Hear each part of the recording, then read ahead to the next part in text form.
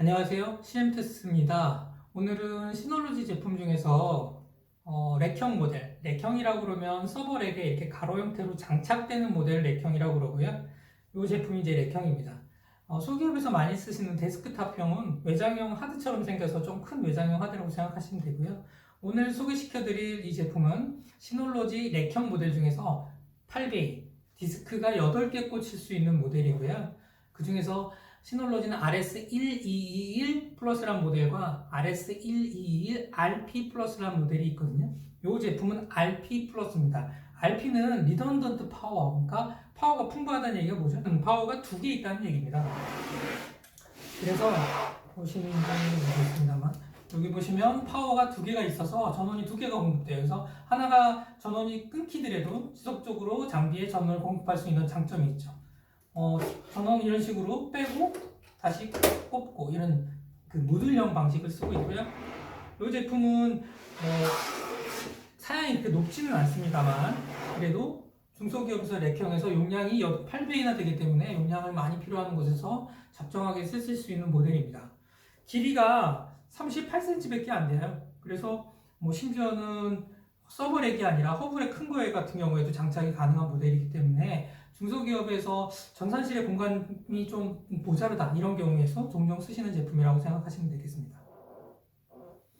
오늘 이 제품은 그 블랙박스나 에이다스, 그래서 첨단 운전자 시스템을 개발한 회사에 납품하게 되었고요. 여기 같은 경우는 보시는 아이온 8테라짜리를 8개를 전체를 사용해서 레이드 6로, 그러니까 레이드 6라는 것은 디스크가 2개가 한꺼번에 나가더라도 데이터는 안정적으로 그대로 남아있는 대신에 용량을 2개 정도, 8배 중에 2개 정도를 못 쓰는 거라고 생각하시면 됩니다. 그러니까 68에 48테라만 쓸 수 있는 거예요. 원래는 88이 64 그래서 64테라를 다 쓸 수 있습니다만 레이드 5는 디스크 하나 정도의 양이 빠져서 8테라만 빠지는 거고 레이드 6는 2개의 양이 빠져서 16테라가 빠지기 때문에 48테라 정도가 실제로 내가 쓰는 용량이라고 생각하시면 되겠어요. 그리고 용량이 크다 보니까 아무래도 나스 같은 경우에 성능이 조금 이슈가 있을지 모르겠어서 이 회사 같은 경우에는 이렇게 텐지 네트워크를 별도로 장착해서 속도를 올릴 계획을 갖고 있고요.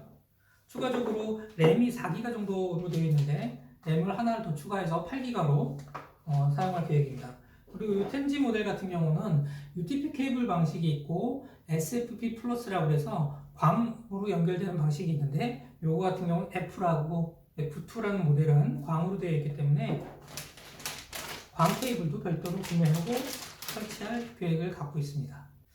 그러면 RS1211 RP 플러스 이 모델에 대한 사양을 조금 더 데이터 시트를 기반으로 해서 말씀드리도록 하겠습니다. 기존의 이 전 모델 같은 경우에는 이렇게 동급 모델이 업그레이드 전에는 인텔 아톰 CPU를 사용했었는데 이번에는 성능을 감안해서 AMD의 라이젠 CPU를 장착했습니다. 아시는 것처럼 AMD CPU가 이제 성능이 좋잖아요. 그럼도 이제 발열이 예전에 많았다고 그랬는데 요새는 많이 좋아지는 걸로 돼서 AMD CPU를 장착하는 장비가 더 많아지고 있는 것 같습니다. 그리고 쿼드코어를 지원하고 있고요. 그리고 기본적으로 내장되어 있는 램은 4기가입니다. 그래서 아까 전에 4기가로 좀 모자랄 것 같아서 용량을 자그만치 48테라 정도 쓰기 때문에 램을 하나 더 추가해서 8기가까지 쓰도록 구성되어 있습니다. 이 제품은 최대 16기가 베이가 램 뱅크가 2개 있기 때문에 16기가를 2개 꽂아서 32기가까지 사용할 수 있어요. 시놀로지 제품 같은 경우에는 108테라까지 한 볼륨으로 잡을 수 있는 조금 가성비 모델들이 있고요. 엔터프라이즈 모델 XX나 FX 이런 시리즈 같은 모델들 같은 경우에는 200테라를 한 볼륨으로 잡을 수 있도록 구성이 되어 있는데 그렇게 되기 위해서는 메모리가 32기가 이상이 되거나 일반적으로는 64기가 이상을 채택하셔야지만 정상적으로 잘 운영이 된다고 생각하시면 됩니다.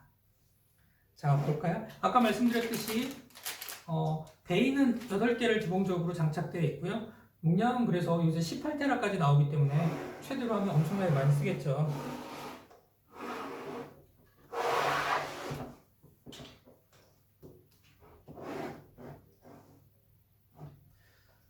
추가적으로는 여기 보시는 것처럼 보이시는 전원이 2개 있고요.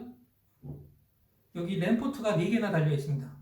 추가적으로 외장 USB를 연결할 수 있는 장비도 있고요. 확장 포트가 있는데 이곳에 지금 텐지 랜카드를 장착해가지고 네트워크를 원지가 아니라 텐지 네트워크로 연결할 계획을 갖고 있습니다. 그럼 하나하나 모양을 보면서 더 설명드릴게요. 여기 보시는 부분이 전원 버튼입니다. 생각보다 되게 작죠. 그리고 여기 스테이터 상태를 나타내고요. 얼럿이라는 그 알림 LED 창도 있어요. 그래서 뭐 디스크가 장애 있거나 안에 내용이 문제가 있으면 여기 색깔이 빨간색으로 바뀌든가 그럴 겁니다. 그리고 디스크 1, 2, 3, 4, 5, 6, 7, 8번 이래서 디스크 상태를 나타내는 LED 창이 그대로 있고요. 디스크 자체는 이렇게 그냥 빼시는 겁니다. 그래서 볼트를 조여줘서 디스크를 꽂으면 되고요. 여기 보시면 디스크 자체가 이렇게 누가 잘못해가지고 이렇게 맞아서 뺄 수도 있으니까 혹시 문제되는 것에 비해서 도난 방지용 디스크를 키로 잠가주게 되면 디스크를 가져갈 수 없도록 그렇게 하는 구성이 되어 있습니다. 앞면은 이렇게요. 뒷면을 좀 더 상세히 보여드리면 잘 보이시나요? 이 왼쪽으로 젖히고 당기면 전원이 이렇게 모듈 형식으로 삽입되는 겁니다. 그래서 전원을 두 개를 꽂아서 우리나라에 같은 경우는 전원이 많이 나가지 않습니다만 뭐 동남아나 이런 데는 1년에도 뭐 굉장히 많이 전원이 나간다고 그러더라고요. 정전이 발생하기 때문에. 그래서 리던던트 파워를 두 개 하고 또 더군다나 UPS 장비를 두는 경우도 많이 있죠. 그리고 아까 말씀드렸듯이 여기가 이제 별도의 PCLE 포트가 하나 장착되어 있습니다. 여기다가 텐지를 구성하실 수도 있고요. 뭐 별도의 다른 장비를 구성하실 수도 있는데 이번의 경우에는 텐지를 구축해서 이 장비에 데이터가 왔다 갔다 할 때 텐지 네트워크를 구성하도록 장착을 해놓은 겁니다. 그리고 USB 2개 포트를 지원하고요. 램 포트를 4개를 지원합니다. 이건 기가비트 램 포트고요. 기가비트 램 포트를 4개를 묶는 걸 로드 밸런싱을 할 수도 있고요. 본딩을 묶어가지고 하나에 한 차선 넣는 것처럼 4기가로 쓸 수도 있고 아니면은 하나가 몰리면은 다른 쪽으로 넘어가도록 하는 방식을 쓸 수도 있습니다. LACP 같은 경우는 반대쪽 스위치에서도 LACP를 지원하는 스위치를 사용하셔야지만 본딩, 그러니까 하나로 묶는 거는 지원하거든요. 그렇지만 하나가 붐빌 때 다른 쪽으로 넘어가서 작용하는 그런 본딩 같은 경우는 나스 자체에도 설정이 되기 때문에 스위치에 상관없이 적용이 가능합니다. 그리고 여기 있는 게 eSATA 포트거든요. eSATA 포트는 이제 왜 확장형, 이 장비를 다 썼는데도 불구하고 용량이 모자랄 때 확장 장비를 연결할 때 사용하시는 것이라고 생각하시면 되겠습니다. 생각보다 심플하죠? 네, 이거로 하드웨어에 관련된 내용은 설명 마치도록 하겠습니다. 네, 하드웨어에 관련된 설명을 좀 드렸는데요. 추가적으로 이 제품 같은 경우는 이중화, 전원 이중화를 구성하고 있어서 파워 서플라이가 2개잖아요. 그래서 제가 이중화에 대한 부분을 조금 설명을 드릴까 합니다. 이중화란 말이 IT 관련된 제품이나 솔루션이나 굉장히 많이 있는데 종류가 너무 많아요. 근데 사용자들은 이중화 그러면 다 같은 걸로 생각하시는 경향이 있어서 조금 팁을 하나 드리자면 몇 가지를 좀 설명드림으로써 이중화도 종류가 있구나 라는 걸 조금 안내 드릴까 해요. 오늘 예를 들어서 대표적인 게 이제 전원 이중화, 이 제품 같은 경우 전원 이중화를 구축한 거고요. 우리가 많이 레이드를 구성해서 쓰는데 레이드 같은 경우도 레이드 1 같은 경우는 디스크 2개를 하나의 디스크처럼 같이 쓰는 거거든요. 데이터 이중화라고 말할 수 있을 것 같기도 합니다. 디스크 이중화라고도 할 수 있겠죠. 추가적으로 뭐 데이터 이중화 같은 경우는 하나의 디스크에다 다른 디스크에다 데이터를 옮겨서 실시간으로 쓰는 것 같은 경우도 데이터 이중화라고 표현하시는 분들도 있어요. 근데 데이터 이중화가 장비 간에 된다. 그러면 파일 서버 간의 이중화가 되죠. 시놀로지 같은 경우는 파일 서버 간의 이중화를 지원해주는 게 HA 솔루션에서 시놀로지 HA 이렇게 지원하고 있는 솔루션 자체가 있습니다. 그래서 모델 중에서 HA를 지원하는 모델을 동일하게 구매하고 동일한 스펙에 하게 되면 이쪽에 써지면 데이터도 이쪽에 같이 써지고 장애가 나면 이쪽에서 대응을 해주고 이런 게 파일 서버의 이중화라고 생각하시면 돼요. 근데 이 보통 NAS 같은 경우는 파일 위주로만 쓰시는 거거든요. 이 안에 데이터베이스가 돌아가는 경우는 많지는 않고 실시간으로 데이터베이스를 이중하는 기능은 시놀로지에는 없습니다. 그래서 실시간으로 데이터 이중을 하는 솔루션들이 뭐 여러 가지가 있는데요. 저희도 그런 솔루션을 개발해서 트라이 HA, 트라이 백업이라는 솔루션으로 제품을 제공하고 있습니다. 그런 솔루션은 데이터베이스가 실시간으로 써질 때 같이 써지도록 구성이 되고 장애가 나면 저쪽에서 그 역할을 대행해준 서버 이중화라고 표현을 많이 하죠. 데이터베이스를 포함한 서버 이중화라고 생각하시면 됩니다. 그리고 추가적으로 이중화가 또 많이 나오는 부분이 뭐가 있냐면 네트워크 분야에서도 이중화가 많이 나옵니다. 예를 들자면 어떤 서비스를 하고 있는데 중간에 스위치가 있어요. 스위치가 있는데 스위치가 장애나면 네트워크가 고장나니까 다 문제가 생길 거잖아요. 그럼 장애나면 다른 역할을 하는 스위치가 있어서 그 역할을 이중화한다. 그래서 그게 L2 단이다 그러면 L2 스위치 이중화가 되는 거고요. L3 단이다 그러면 L3, IP까지도 연동, IP를 저쪽으로 넘겨서 이중화해 주는 거죠.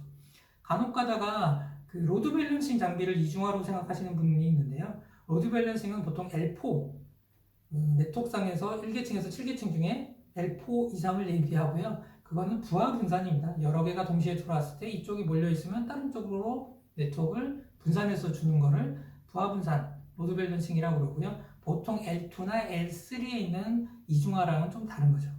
조금 어려울 수도 있는데 좀 이해가 되셨나요? 그래서 내가 중간에 이중화란 말을 IT 쪽으로 좀 쓴다고 하더라도 그 내용을 조금 이렇게 이해하시고 누구랑 얘기할 때 아니면 상담받을 때 엔지니어랑 상담받을 때 얘기하시면 훨씬 더 정확한 상담도 되고 원하시는 걸 얻으실 수 있을 겁니다. 좀 도움이 되셨으면 좋겠네요. 오늘은 그래서 시놀로지 RS121 RP 플러스의 하드웨어 소개와 그리고 구성되는 사례 그리고 실제적으로 이중화가 어떻게 되는 IT에서 이중화란 말이 어떻게 쓰이는지에 대해서 한번 말씀드려봤습니다. 오늘은 이것으로 마치겠습니다. 감사합니다.